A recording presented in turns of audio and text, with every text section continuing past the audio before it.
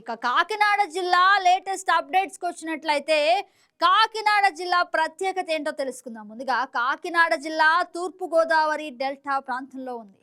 ఇక తూర్పున బంగాళాఖాతం సముద్ర తీరం విస్తరించింది.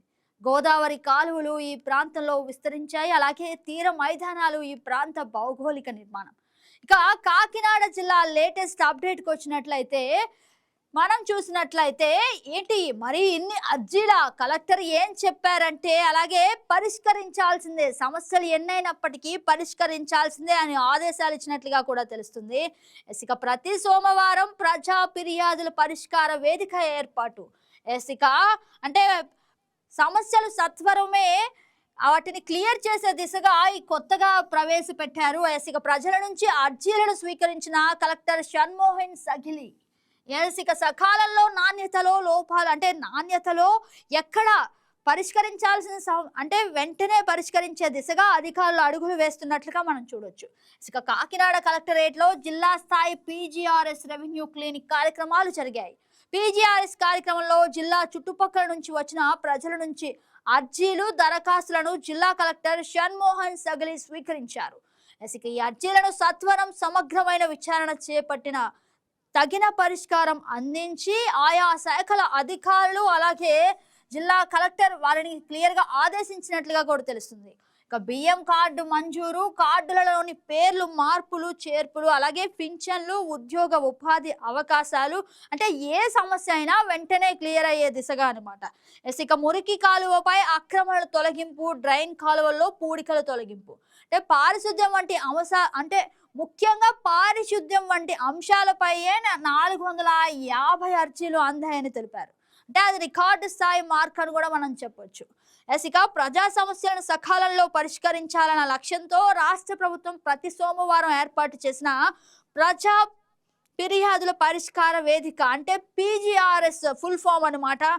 ఇక రాష్ట్ర ప్రభుత్వ లక్ష్యం నెరవేరేలా ప్రజా సమస్యలపై పీజీఆర్ఎస్ కార్యక్రమంలో అందుతున్న అర్జీలపై అధికారులు క్షుణ్ణంగా పరిశీలించి ప్రత్యేక దృష్టి పెట్టాలని చెప్పి సూచించారు. ఇక దీనికి సంబంధించి మరింత సమాచారం మా రీజనల్ కోఆర్డినేటర్ నానాజీని అడిగి తెలుసుకుందాం.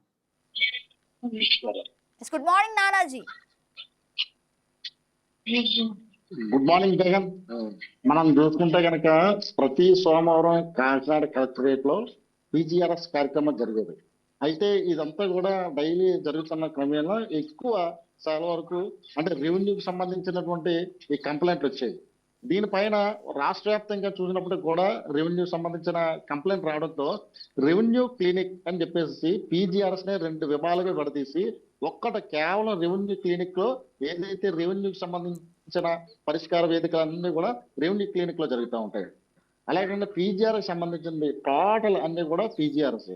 ఎందుకంటే అప్పట్లో రేషియో దాదాపు ఒక 200 వరకు అప్లికేషన్ వస్తే కనుక దాదాపు 80 అప్లికేషన్ల పైన అదే రకంగా ఉన్నటువంటి రిమైనింగ్ అంతా కూడా 120 అప్లికేషన్లు.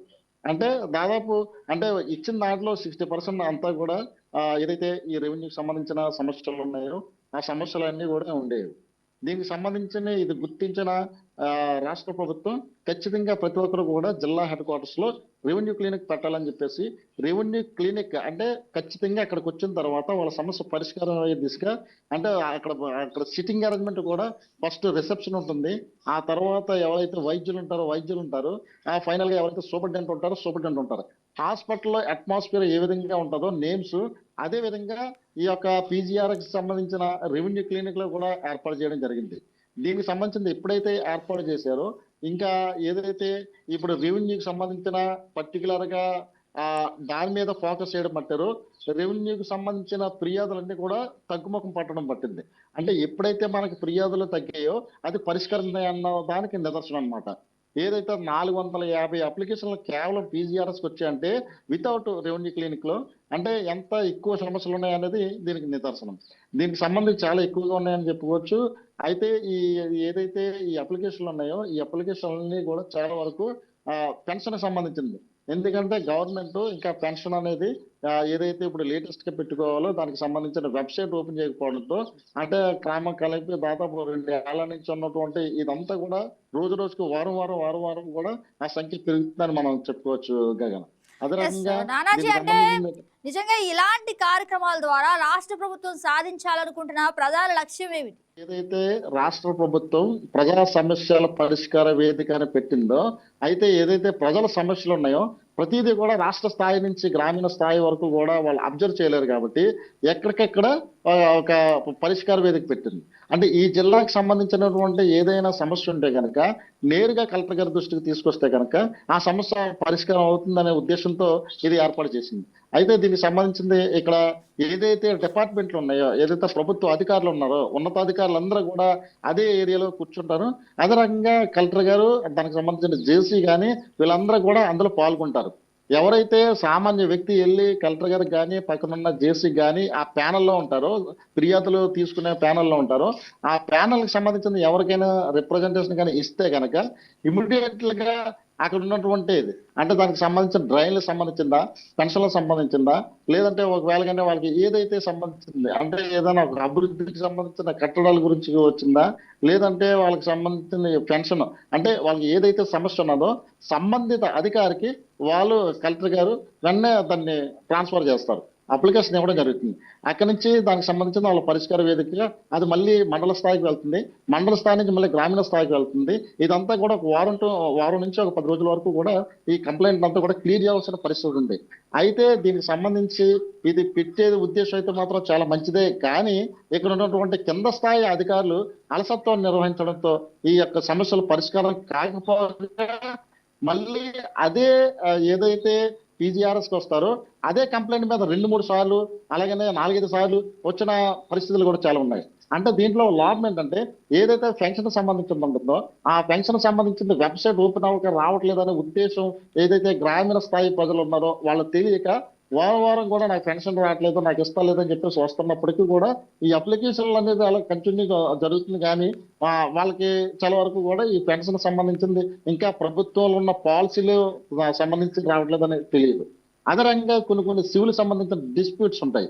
ఈ సివిల్ సంబంధించిన డిస్ప్యూట్స్ అన్ని కూడా కోర్టులో తేల్చుకోవాల్సి ఉంటుంది. అయినప్పటికీ కూడా చాలా వరకు వృద్ధులు అదే రకంగా చాలా వరకు అంటే ఆ గ్రామీణ స్థాయిలో ఉన్న ప్రజలు ఆ విషయాలు తెలియక అలా ఖచ్చితంగా PGRS కి వస్తూ ఉంటుంటారు.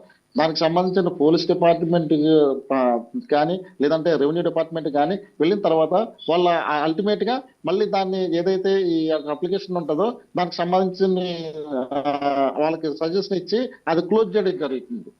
అయితే దీనికి ఏదైతే ఈ PGRS సంబంధించిన ఈ పరిష్కార వేదిక ఉన్నదో క్లారిటీగా ఖచ్చితంగా వాళ్ళకి సంబంధించిన ఏదైతే సమస్యల మీద వస్తారో సమస్యలు కానీ పరిష్కరించినట్లయితే అది వారం కూడా అప్లికేషన్లు తగ్గే అవకాశం ఉన్నది.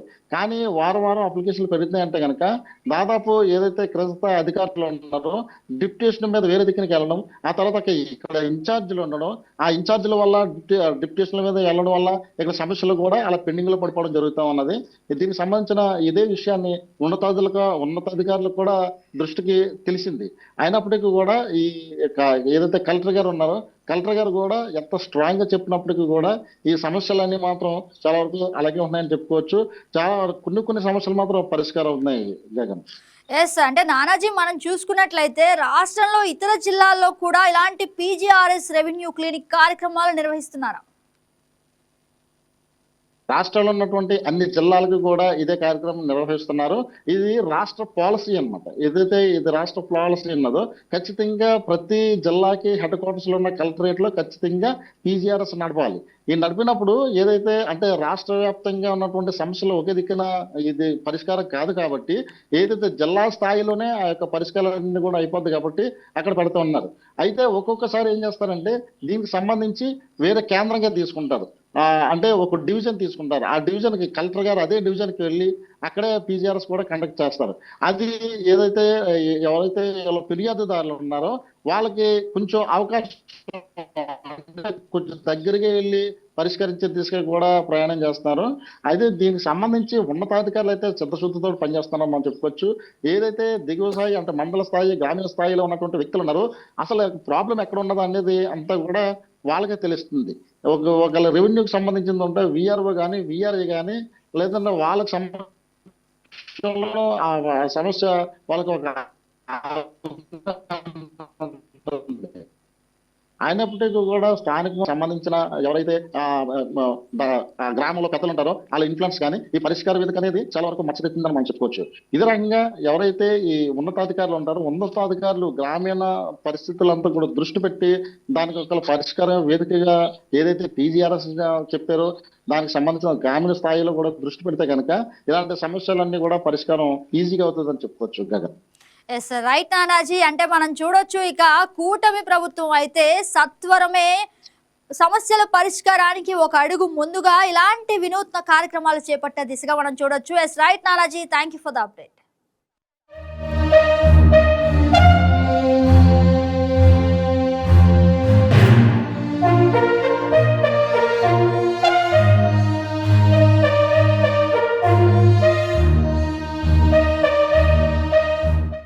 Please subscribe to YK TV Network. Please subscribe to YK TV. Please watch YK News. Don't forget to subscribe YK News channel